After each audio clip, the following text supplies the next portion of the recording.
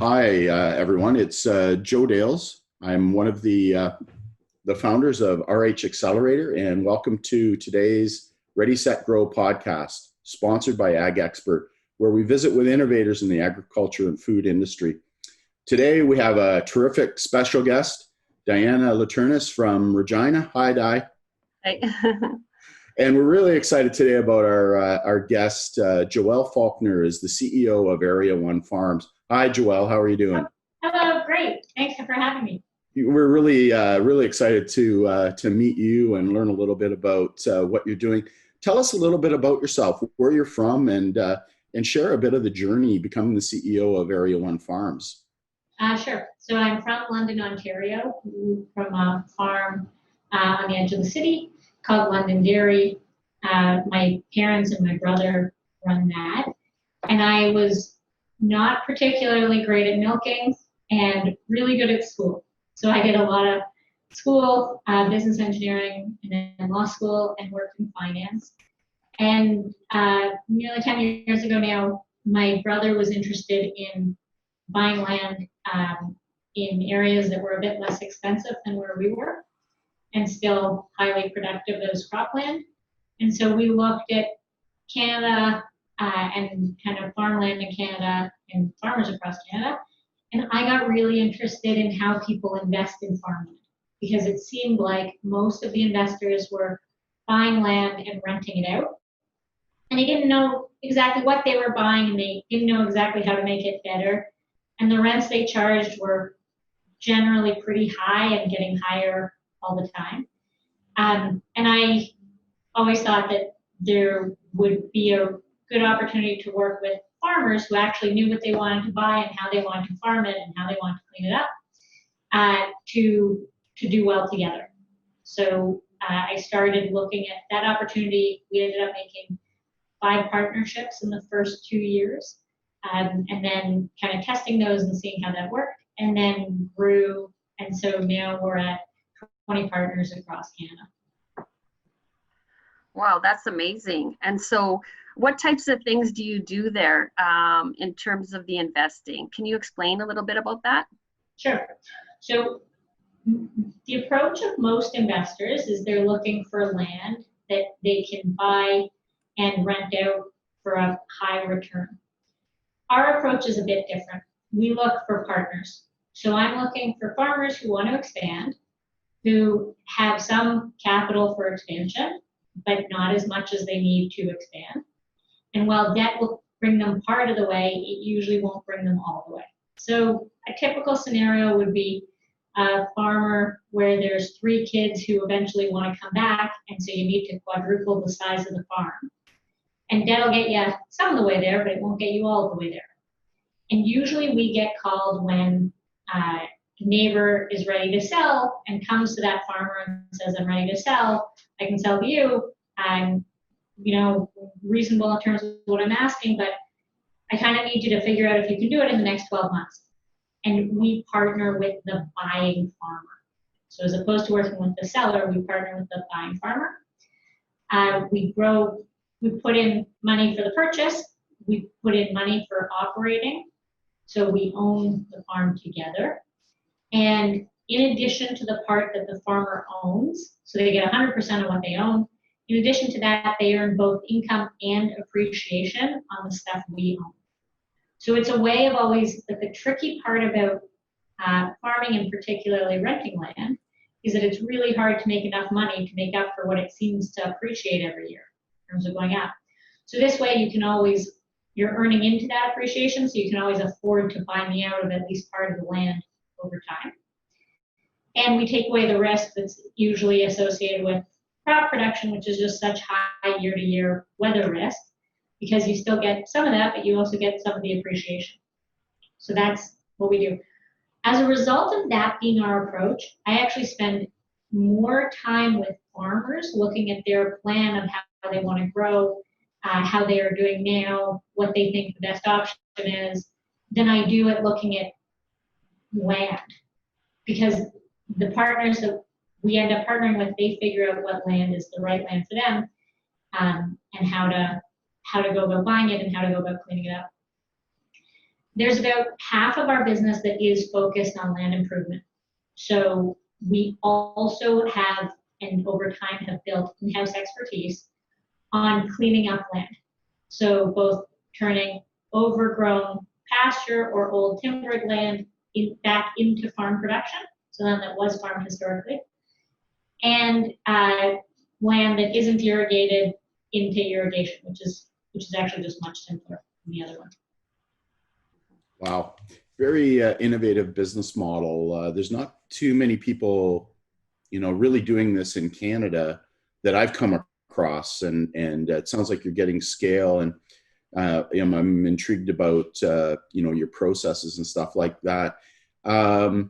How's farmland done as an investment category? And then kind of what do you see going forward? So we think you're right. I don't think there's any other equity investors across Canada. And we actually haven't found any in other parts of the world either in the same way. You see it a little bit more in permanent crop, so orchard, establishment, etc., but you don't see it nearly as much, or we haven't seen it all in row crop. The farmland as an investment class is interesting. So if you think about it from a farmer standpoint, the value to land is two parts. One is they understand it. Like it's a thing that they really understand. They have control over it to some extent of how it's treated and managed.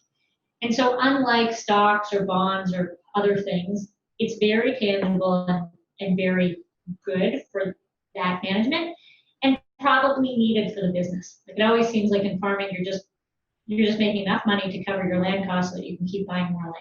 Or at least that is kind of how I grew up with asset rich, cash poor, right? Yeah. Mm-hmm. To other investors actually have the opposite. They don't understand it as an asset class, but it is what's called non-correlated, which means it doesn't move in the same direction at the same time for the same reasons as other assets. Other assets that they might have are probably stocks and bonds, so things that are publicly traded, really easy to buy, really easy to sell, but if stocks are up, doesn't mean anything for farmland, and if stocks are down, doesn't mean anything for farmland.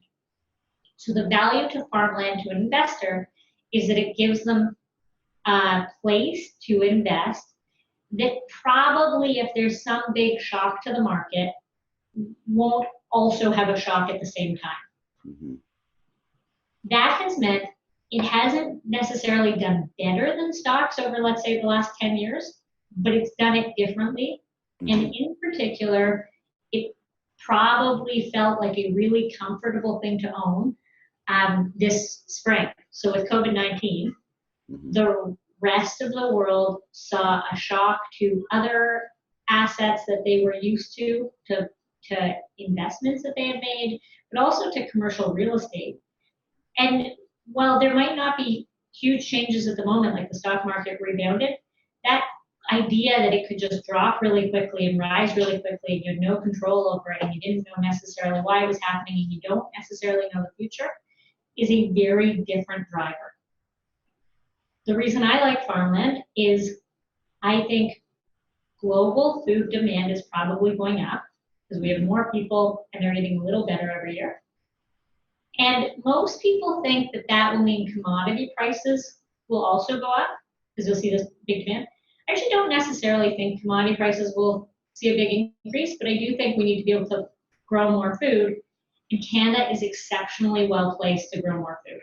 Like innovation keeps getting developed that makes our yields higher every year.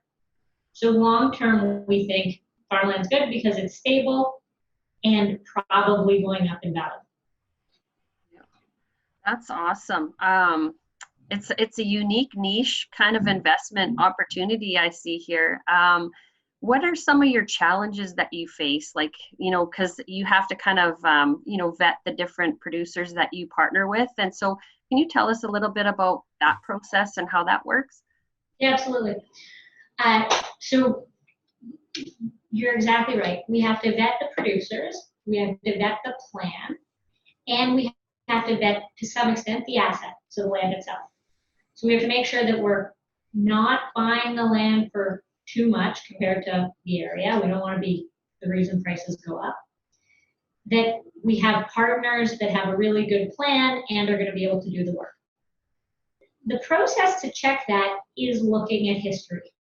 So in our view, history is the best predictor of future success. So what have your crop yields looked like in the last 10 years? What has your profitability looked like in the last 10 years? If there were management problems, what were they? And have you figured out how to fix them? Because farming's a tricky business and everybody is allowed their share of mistakes. I certainly made mine. But have you learned from them and have you figured out where you want to go? And then the most important task is, where do you want to go? And do we really fit into that? Is there a place where we can be helpful? And is it something that we think will see long-term value? And it's part of why we focus so much on land conversion work.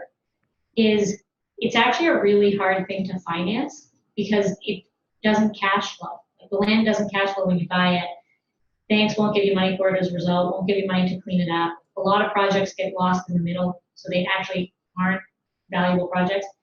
And so there, it makes total sense why we'd be a needed partner to do that work. So it's really easy to see that part, and you still have all the questions about the partner and the land. A productive farmland, you get to run up on the valuation. Yeah, well, and if you can farm it profitably, and which means a lot of management, not just on the crop, but also on machinery, etc., then that's valuable. We don't always buy into machinery because some farmers, we work out crop share agreements or custom or things like that. But a lot of the time we do buy into machinery, so all the aspects of how you're managing your farm matter. That's terrific. Congrats on your success, and especially in such an innovative business model. We've got a lot of farmers, entrepreneurs, founders, innovative people watching these podcasts. What advice would you share with them, kind of generically, on being a founder, being an innovator, being an entrepreneur? That's a good question. I would say that